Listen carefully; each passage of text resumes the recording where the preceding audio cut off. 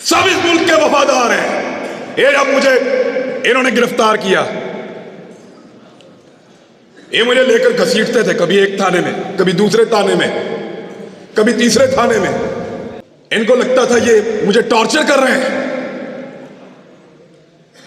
खुदा की कसम मुझे पुलिस वालों ने कहा, हर पुलिस वाले ने कहा कि इमरान भाई हम शर्मिंदा हैं। पूरा निजाम जरगमाल बनाया हुआ था, एक आदमी की हमदर्दी इनके साथ नहीं थी। मैंने खुद देखा है, कोई आदमी सामने आकर कहता था, कोई छुप कर आकर कहता था, लेकिन सारे कहते थे तेरे साथ ज्यादती हो रही है।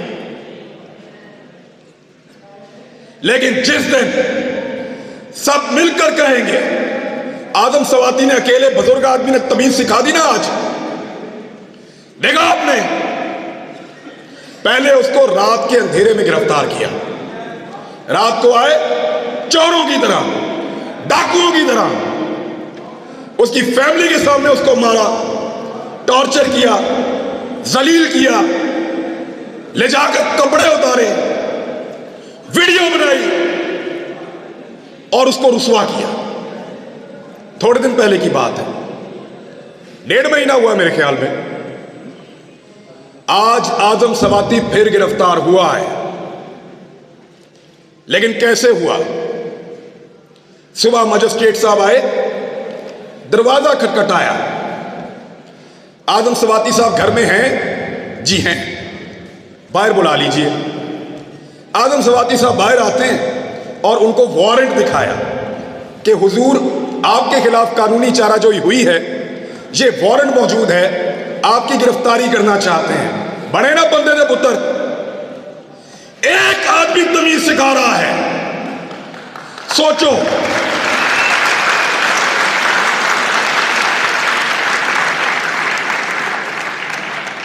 सोचो, एक 74 साल का आदमी तमीज सिखा रहा है। उसकी पॉलिटिकल पार्टी को भूल जाएं आप। हो सकता है वो नून लीग से होता, हो सकता है वो जमात इस्लामी से होता, हो सकता है वो पीपल्स पार्टी से होता, कहीं से भी, लेकिन तमीज सिखा दी है उसने। अब रात को नहीं आएंगे, कपड़े नहीं उतारेंगे, वो जुल्म नहीं करेंगे। तो इसलिए डट जाना जरूरी है। जितने लोग आज तक तारीख में डट गए, क्या उन सबको यकीन था कि वो जीत जाएंगे? नहीं, बिल्कुल नहीं। अंधे को भी नजर आता था कि ये जंग जीते जाने के काबिल नहीं है।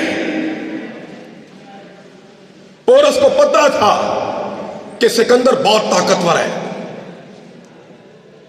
सबसे बड़ी मिसाल देता हूं, क्या इमाम हुसैन रज़ी अल्लाह तआला अन्हु को और उनके साथियों को नहीं पता था? यकतरफा लड़ाई थी। जरूरी नहीं है कि आपने सारी लड़ाइयां जीतनी हो, कुछ लड़ाइयां आपको सिर्फ लड़नी होती हैं, उनमें उतरना पड़ता है।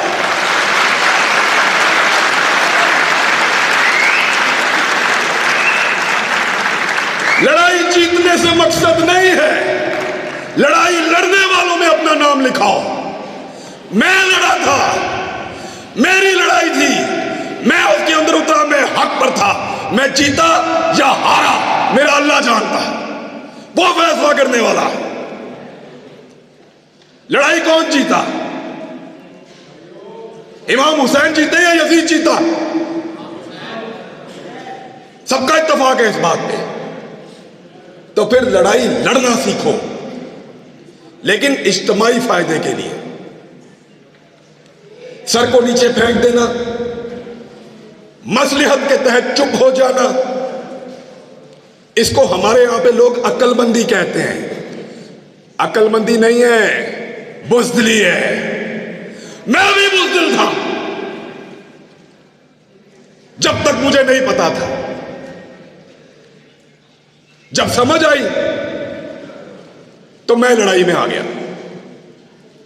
मुझे नहीं पता कल क्या होगा, इसका अंजाम क्या होगा। ये जो रिजीम चेंज ऑपरेशन हुआ पाकिस्तान में, सारे के सारे इसके बेनिफिशियरी हैं। जिन्होंने किया उनके केस खत्म हो गए, जिसके खिलाफ हुआ जब मर्जी इलेक्शन कराओ जीत जाएगा। यानी इमरान खान को भी फायदा, शहबाज शरीफ को भी फायदा, जो करने वाले उनका भी फायदा, सब कुछ ना कुछ लेकर गए। नुकसान किसका हुआ? हमारा हुआ है। हमारा एक आदमी कम हो गया है। अगर दोबारा लड़ाई होगी तो हम अपने एक बेहतरीन आदमी के साथ मैदान में नहीं आ सकेंगे। हमारा एक आदमी कम हुआ, अरशद शरीफ। नुकसान तो हमारा हुआ है, फायदा तो सबने उठा लिया है। मेरी आप सबसे गुजारिश कि लड़ाई को लड़ना सीखिए, इस रविश को बदलिए। अगर ये इस्लामी जमहूरिया पाकिस्तान में डेमोक्रेसी है तो फिर सही वाली होनी चाहिए, या तो निजाम को ही बदल दो। ये नहीं हो सकता कि आप दुनिया को पढ़ाएं कि पाकिस्तान में जमहूरियत है और जहां पे आप तमाशा लगा कर रखेंगे, चार बंदे बैठेंगे और फैसला करेंगे और पूरा का पूरा निजाम बदल देंगे। ये नहीं होने देंगे। कहने को मैं और बहुत कुछ कह सकता हूं, फिर इन लोगों को फोन आएंगे, फिर इनसे पूछेंगे मुंतजिम कौन था।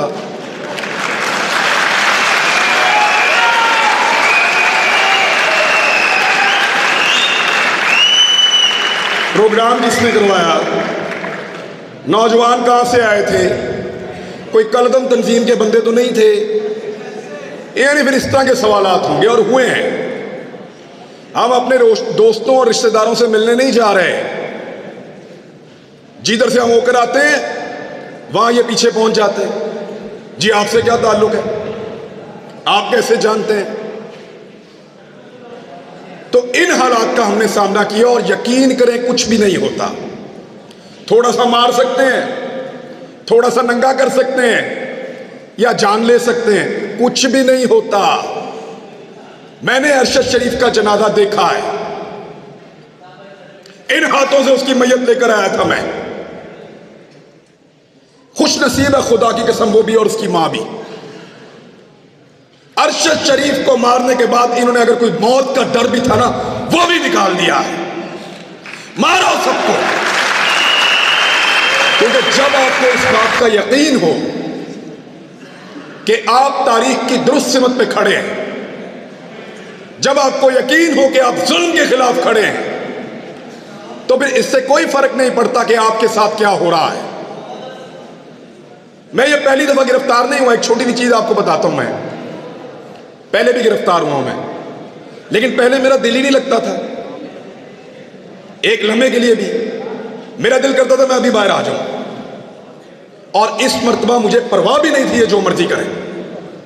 जब आप किसी कॉज के साथ खड़े होते हैं, जब आपको लगता है कि आप जुल्म और जबर के खिलाफ खड़े हैं, तो फिर अल्लाह ताला भी आपको हौसला देता है, आपको इस्तकामत देता है और आपको सब्र देता है। मैंने सीखा इन दिनों में ये सारा कुछ। मेरे ख्याल में इतनी बात बहुत है। थैंक यू वेरी मच जी, बहुत शुक्रिया आपका। मेरे साथ सब लोग मिलकर